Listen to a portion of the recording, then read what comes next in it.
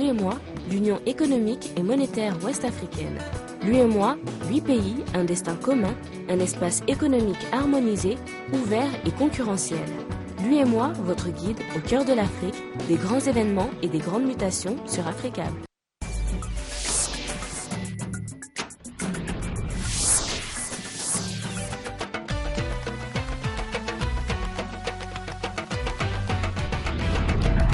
C'est un plaisir de vous retrouver pour ce rendez-vous de l'information dont voici les titres.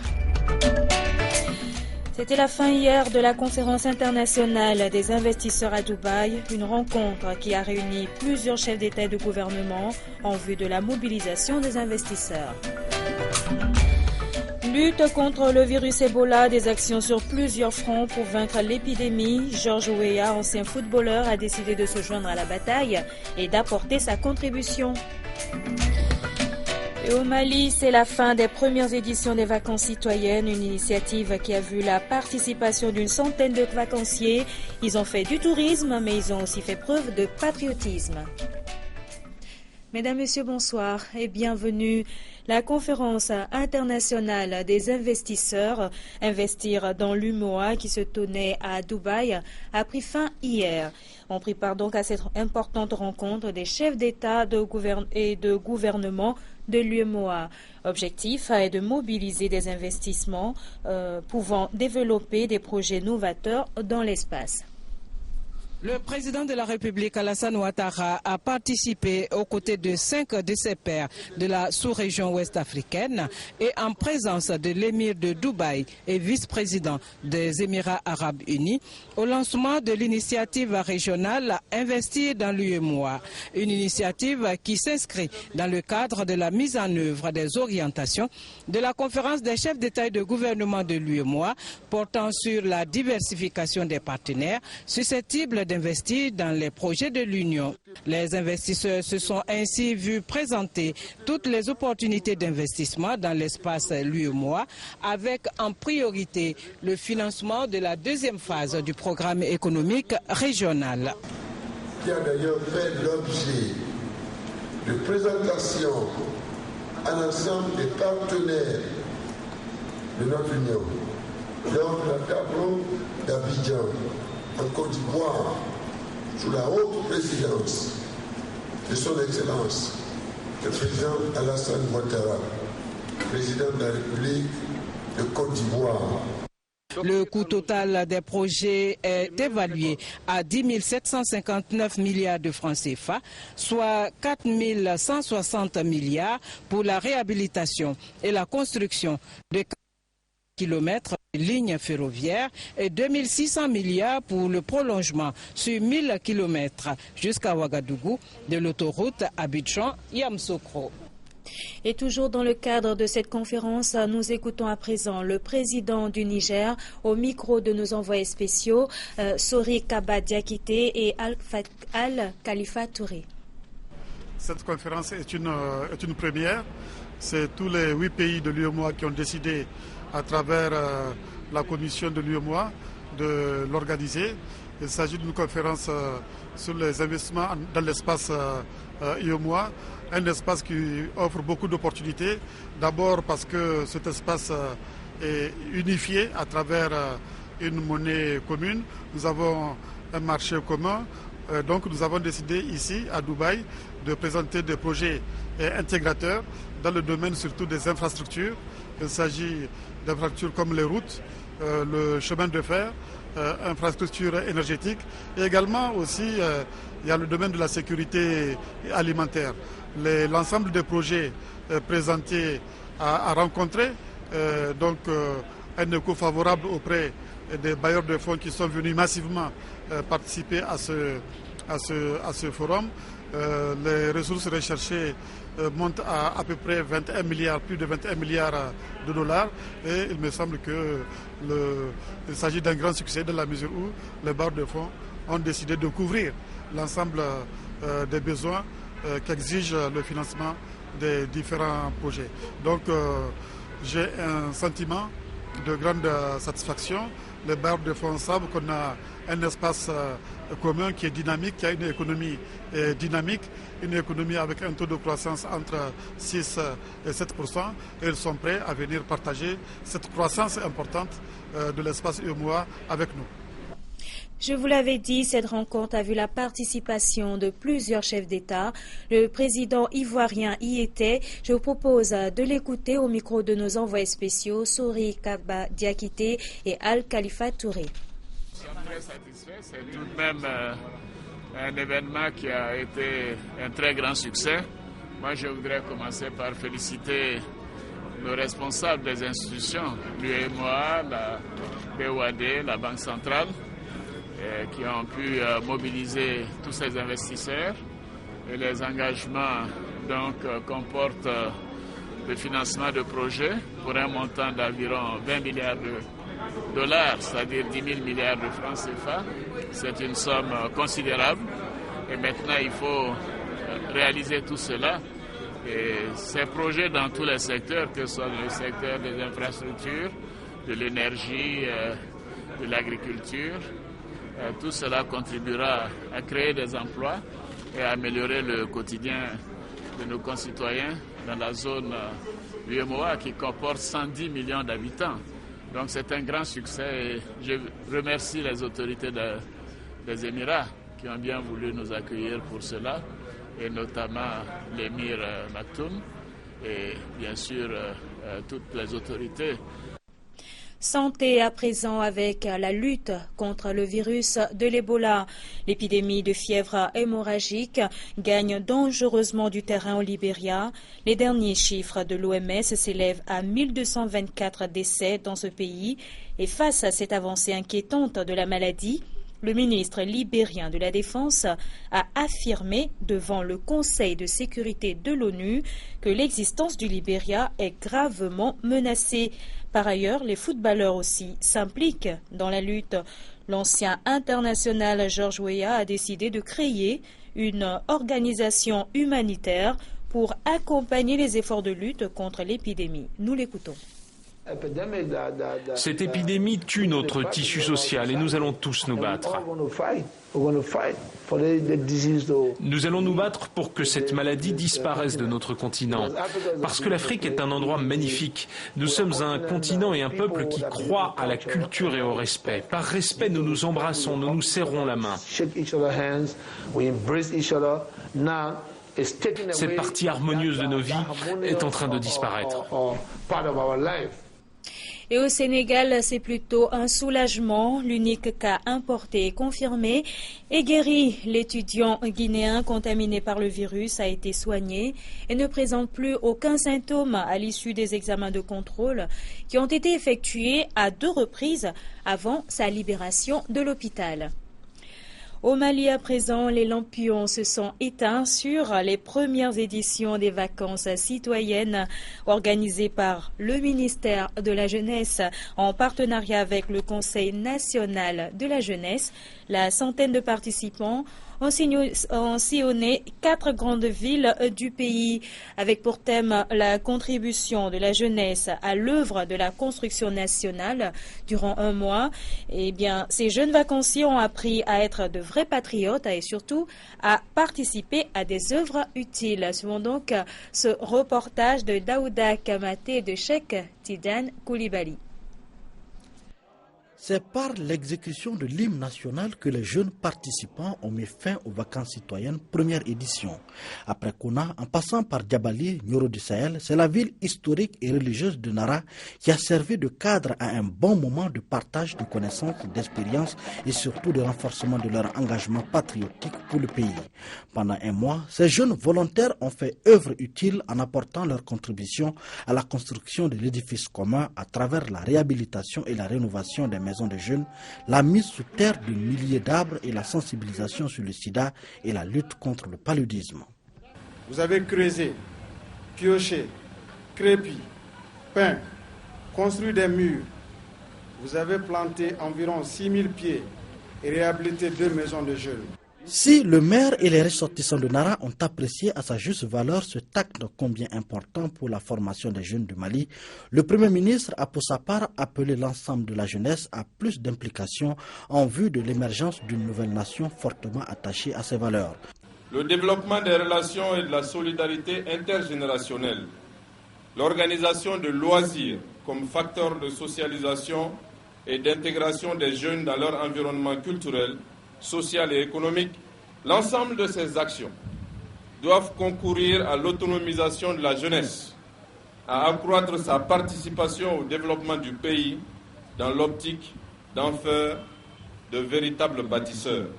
Pour le ministre de la Jeunesse et de la Construction citoyenne, cette première édition a comblé toutes les attentes.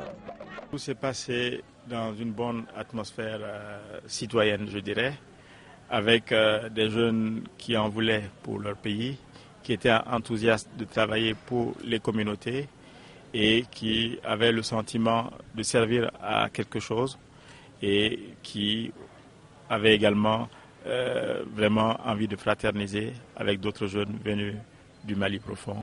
Auparavant, les jeunes vacanciers, pour exprimer leur joie, ont organisé un feu de camp qui a permis de mettre en exergue ce qu'ils ont appris pendant ces moments passés ensemble. Poèmes, sketchs, humour, tout était au menu pour encore une fois prôner un Mali uni et indivisible. Vivement la prochaine édition des vacances citoyennes. C'était bien sûr à Nara et nos envoyés spéciaux ont tendu leur micro à certains participants pour recueillir leurs impressions sur cette première édition des vacances citoyennes. À présent, nous les écoutons. Pendant ces journées, nous avons procédé à beaucoup d'actes citoyens qui a consisté d'avoir la rénovation de certaines maisons de jeunes qui étaient totalement délabrées suite à la crise et ensuite au reboisement des milliers de plants d'arbres à travers ces différentes localités. Donc c'est une impression vraiment très admirée. Je suis totalement très d'accord, très content de tout ce qui s'est passé pendant ces journées. La participation des jeunes dans la construction citoyenne, et je pense que tout un pays a besoin de sa jeunesse. Pour qu'un pays se développe, il faut la participation de sa jeunesse, il faut l'implication de la jeunesse. Et aujourd'hui, on est très fiers de nous-mêmes parce qu'ensemble, nous avons fait des constructions de nos foyers de jeunes qui avaient été détruites en un mot par des bandits armés. Donc moi, je suis vraiment très émue et c'est pour cela que je remercie le département. J'éprouve un grand sentiment de fierté et de courage d'avoir participé à cette première édition des vacances citoyennes. Après toutes les activités réalisées dans les différentes localités, nous avons enregistré des leçons de morale, de civisme et de citoyenneté de 100%.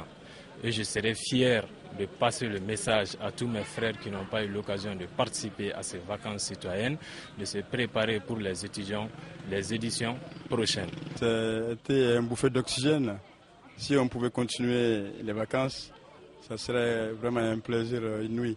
En réalité, on a participé à beaucoup de choses avec les jeunes du Mali, notamment la montée des couleurs, apprendre aux jeunes comment entretenir le drapeau, comment cantonner l'hymne national.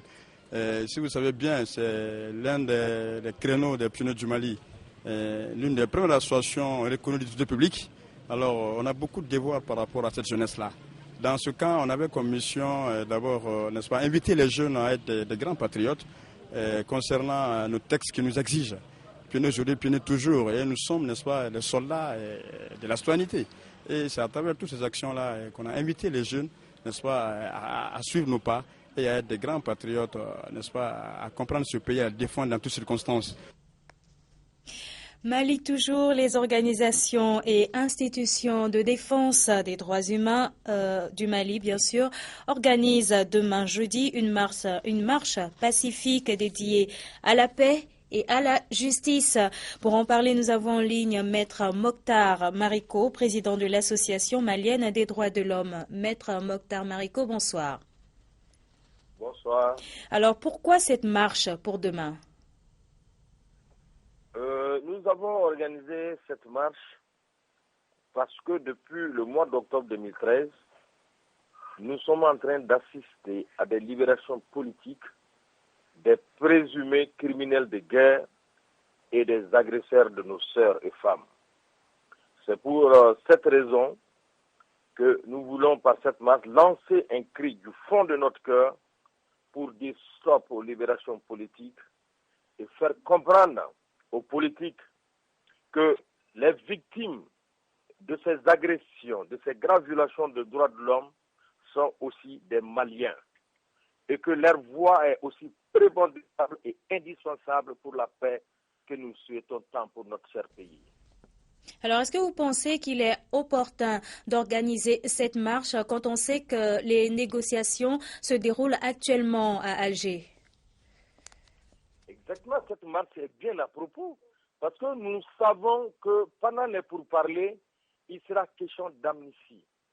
Nous avons remarqué au Mali que depuis les années 90, nous assistons à des lois, au vote des lois d'amnistie au niveau de l'Assemblée nationale. Donc ça, c'est pour des raisons politiques. Et malgré tout, malgré que ces faits commis en 90, en 96 soient amnistiés, nous avons assisté présentement et nous assistons à de graves violations des droits humains. Parce que dans le temps, il n'y avait pas de viol, il n'y avait pas d'assassinat, comme on l'a vu à Aguelhok. Donc, nous pensons que cette marche est un avertissement pour les membres de la société civile qui nous représentent et pour la communauté internationale et tous ceux qui interviendront dans les pourparlers pour dire que la paix ne peut pas se faire sans les victimes et sans la justice. Maître Marico, merci. Nous étions donc avec Maître Mokhtar Marico, président de l'Association malienne des droits de l'homme. À présent, la suite de l'actualité en bref et en images rassemblées et commentées pour vous ce soir par Aminata Marico. Au Burkina Faso, le Salon international du tourisme et de l'hôtellerie de Ouagadougou-Sito et le Salon international de l'artisanat de Ouagadougou-Siao ont été reportés à une date ultérieure pour cause de la maladie hémorragique à virus Ebola qui sévit actuellement dans la sous-région, a-t-on appris des sources proches des organisateurs. Au Congo, lendemain du dépôt d'une plainte pour haute trahison contre le président Sassou Nguesso, le gouvernement réagit à travers la voix de Bienvenue Okemi, porte-parole du gouvernement et ministre de la Communication, je cite « Comment voulez-vous que cette plainte nous inquiète? Il n'y a pas de fondement juridique. » Fin de citation. Afrique du Sud, l'audience du procès d'Oscar Pistorius doit reprendre jeudi à 7h30 GMT en présence du champion handicapé de 27 ans, héros et modèle de millions de jeunes et courtisé comme un prince avant le meurtre qui a mis fin à sa carrière. Cette semaine, un seul avis va compter celui de la juge sud-africaine qui va rendre son verdict après 6 mois de procès ultra médiatisé. Ce fait divers pour finir, un Marocain âgé de 30 ans a été condamné lundi à 3 ans de prison ferme pour s'être fait passer pour le roi Mohamed VI, a indiqué une ONG locale. Quelques jours avant son arrestation, alors qu'il roulait au volant d'une voiture de luxe, Nabil Sibaï avait profité de sa ressemblance avec le roi, laissant des policiers lui ouvrir la porte, tandis que plusieurs personnes l'acclamaient sur son passage.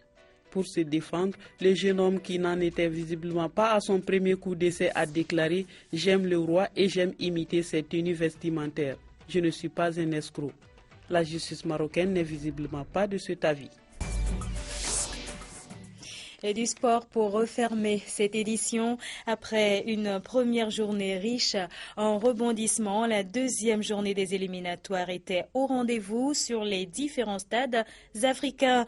En déplacement à Yaoundé dans le groupe D, la Côte d'Ivoire s'est lourdement inclinée sur un score de 4-1 face au Cameroun. Dans le groupe A, le Malawi a battu l'Éthiopie sur un score de 3-2. Le Ghana a battu le Togo sur un score de 3-2 à Lomé dans le groupe E. Et dans le groupe F, le Mozambique et le Niger ont fait le match nul, 1 but partout. Et juste après cette édition, rendez-vous donc avec la le plancher avec la Dream Team de Rebond dans l'émission Afro-Basket. Merci à vous tous de nous avoir suivis dans cette édition. Très bonne suite de programmes sur Africable Télévision.